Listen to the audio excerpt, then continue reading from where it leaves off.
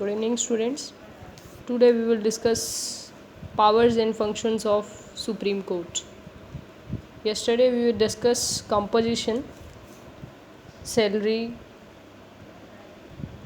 term of office. Today we will discuss oath, शपथ. Supreme court के जजेस को ओथ कौन दिलाता है?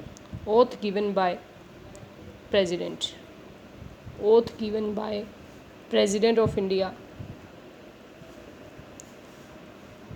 President of India to the जजेस of supreme court. To the जजेस ऑफ सुप्रीम कोर्ट. अगर प्रेसिडेंट अवेलेबल नहीं है, किसी मीटिंग में बिजी हैं, कहीं और हैं, तब प्रेसिडेंट किसी पर्सन को अपॉइंट करेगा. President can appoint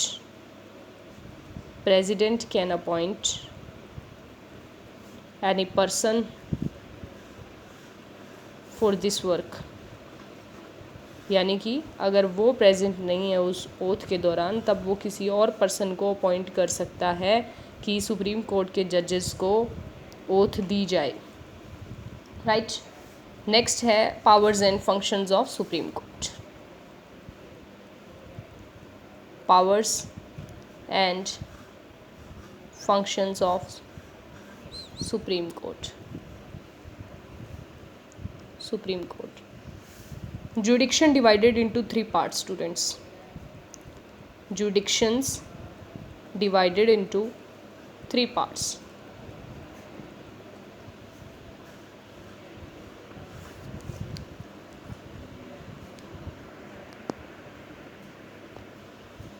Into three category or parts. Firstly, original jurisdictions. Secondly, appeal jurisdictions. Third, advisory. Original jurisdiction students, जो सबसे पहले सुप्रीम कोर्ट में डायरेक्टली जाते हैं, it is called original jurisdictions. Original jurisdiction discuss करेंगे.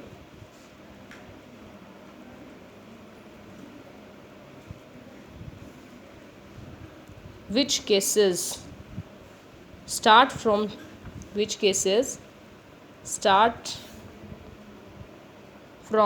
Supreme court. यानी वो case जो सुप्रीम कोर्ट में स्टार्ट किए जाते हैं वो ओरिजिनल जुडिक्शन के अंडर आते हैं. सबसे पहले स्टेट्स के बीच में, सेंटर और स्टेट गवर्नमेंट के बीच में डिस्प्यूट चलते रहते हैं स्टूडेंट्स. सेंटर और स्टेट के बीच में जो डिस्प्यूट चल रहा है वो ओरिजिनल जुडिक्शन के अंडर आता है.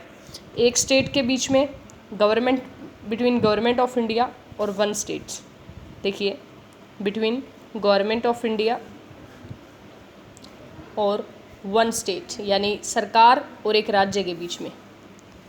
Between government of India. Next है बिटवीन गवर्नमेंट ऑफ इंडिया और वन और मोर स्टेट्स, यानी एक और एक से दो राज्य के बीच में जो डिस्प्यूट है वो किस में आएगा? ओरिजिनल जुडिक्शंस में आएगा.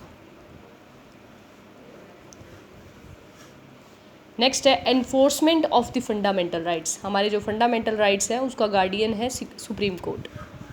Enforcement of the fundamental rights.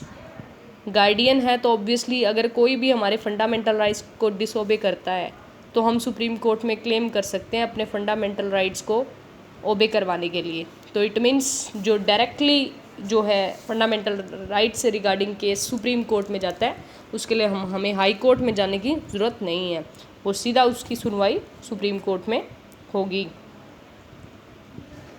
अच्छा, डिस्प्यूट है जो प्रेसिडेंट के इलेक्शंस के रिगार्डिंग कोई डिस्प्यूट आता है, उसका सॉल्व है वो भी सुप्रीम कोर्ट में किया जाता है.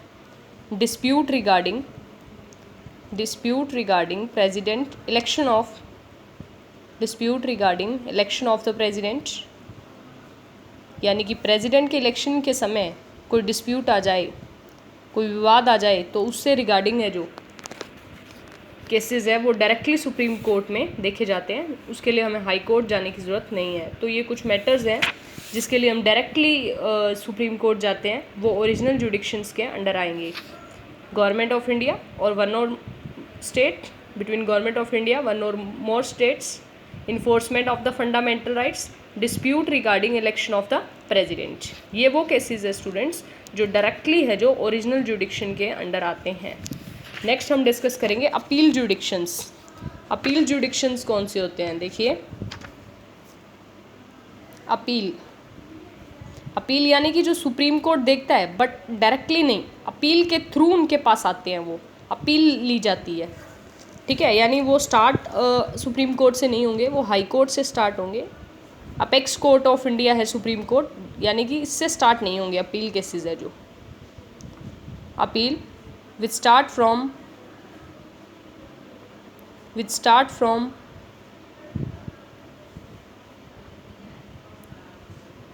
हाई कोर्ट और district court,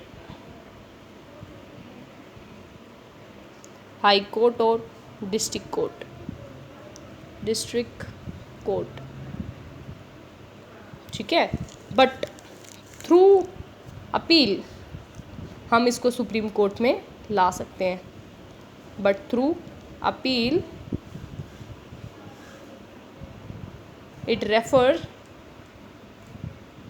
refers in the supreme court. यानी कि अपील के थ्रू जिसको लाया जाए सुप्रीम कोर्ट में, वो किसके आएंगे? अपील जुडिक्शन के अंडर आएंगे।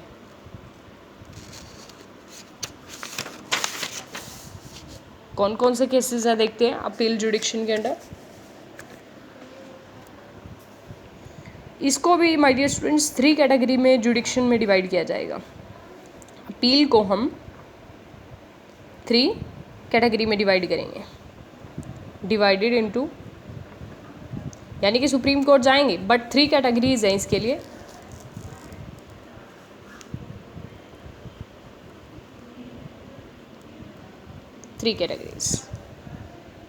कॉन्स्टिट्यूशनल केसेस, सिविल केसेस और क्रिमिनल केसेस। यानी कि 3 कैटेगरी है केसेस की, जो हाई कोर्ट के अंडर जाते हैं ये केसेस, बट हम इसको रेफ़र कर सकते हैं, हम इसको ट्रांसफ़र कर सकते हैं, अपील के थ्रू है जो हम उनको कह सकते हैं कि जो ये केस है ये सुप्रीम कोर्ट के अंडर आता है और हम इसकी जो है स्टडी है वो सुप्रीम कोर्ट के अंदर करेंगे।